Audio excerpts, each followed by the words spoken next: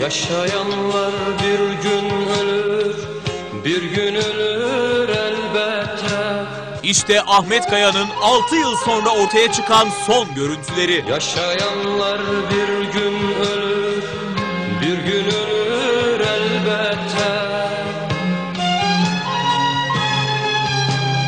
Hani benim gençliğim anne. 43 yaşında Fransa'da kalp krizinden ölen Kaya'nın naaşı kırmızı renkli bir katafalkta görünüyor. Yüzü solgun. Hesabım kalsın mahşere, elimi yıkar giderim. Ziyarete açılan katafalkın etrafında dönen ziyaretçiler Kaya'ya son kez yakından bakıyor. Siz benim nasıl yandığımı nereden bileceksiniz?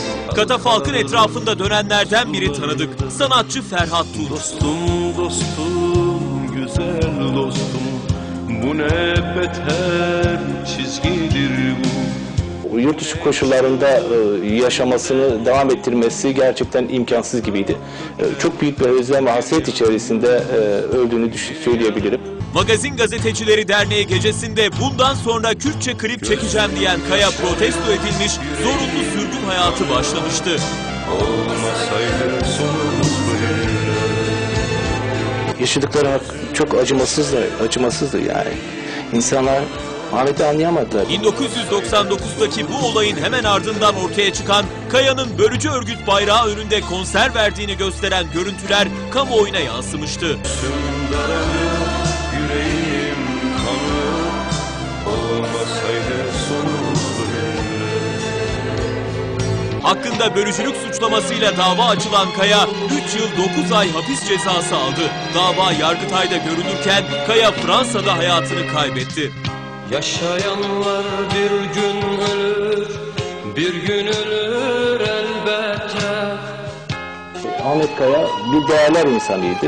Bu değerler uğruna hayatını verdi. Çünkü Ahmet kendi ülkesini, toprağını çok seviyordu, insanlarını çok seviyordu. Kaya'nın ölümünden birkaç saat sonra çekilen bu görüntüler 6 yıl sonra ortaya çıktı.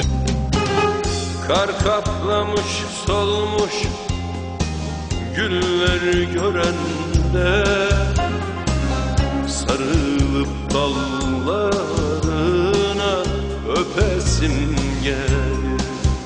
Defnedilmeden önce bir odada katafalkta sergilenen Ahmet Kaya'nın naaşı Fransa'da 16 Kasım 2000 yılında toprağa verildi. Şikayet etmem bu defa, dişimi sıkar giderim. İşte Kaya'nın cansız bedenini gösteren bu görüntüler ölmediği, saklandığı yönündeki efsaneyi de yıktı. Yaşayanlar bir gün ölür, bir gün ölür elbette. Yaşayanlar bir gün ölür, bir gün ölür.